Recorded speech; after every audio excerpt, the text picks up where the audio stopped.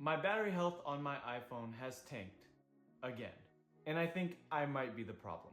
Hey everyone, it's Andrew and welcome back to the channel. This year I'm using the iPhone 15 Pro Max. Last year I used the iPhone 14 Pro, and the year before I used the iPhone 13 Pro.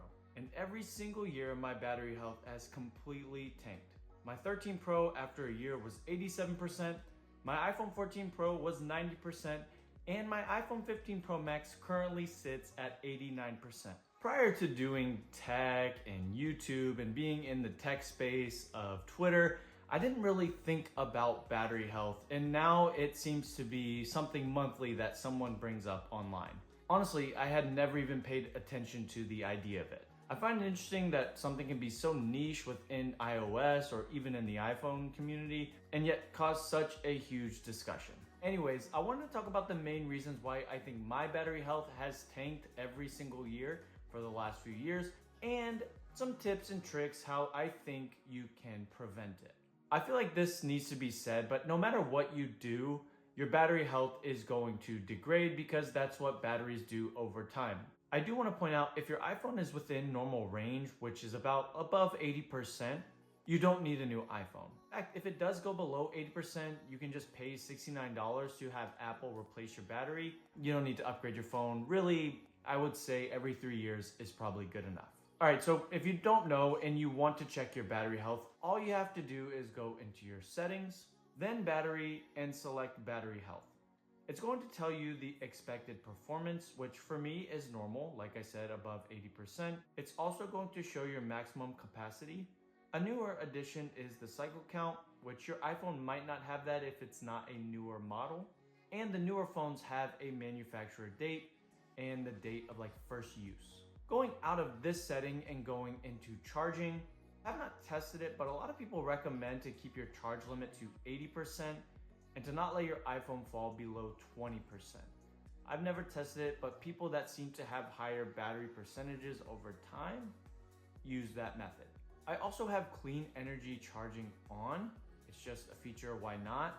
I don't think that adds or subtracts from battery health. Now, for me specifically, I think there's 3 major factors contributing to low battery health, and I've used all 3 phones pretty much the same every year. And to me, there's 3 things that I do commonly that I think is contributing to it. Number 1, I use my phone a lot. I use my phone a lot for creating content as well as consuming content. And whether that's good or bad, it leads me to the next point, which is number 2, and that is I have to charge my phone a lot more. And if I'm using my phone more, it means my battery dies quicker. And if my battery dies quicker, it's kind of obvious, but I have to charge more. Right now, I'm up to 334 charge cycles on my iPhone 15 Pro Max, which is a lot. Not only the fact that I have to charge more, it's how I choose to charge my iPhone. And I know I could do USB-C or with previous models, Lightning, but I use MagSafe, and that's my go-to choice for charging my iPhone. Features like standby are very useful to me, and I just find the look of a 3-in-1 charger or a MagSafe stand to just be beautiful, and I really like it. I did almost forget about this MagSafe charger that Apple still sells, and I think this is the closest we'll ever get to AirPower.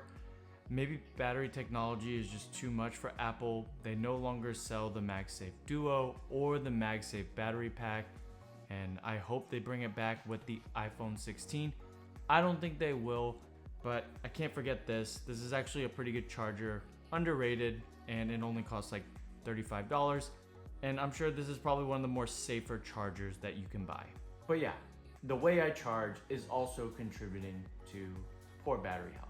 And the third one is probably causing the most damage to my battery, and that is beta updates. So every year when WWDC rolls around, I always download the beta profile, and I just love to use and test all of the new features.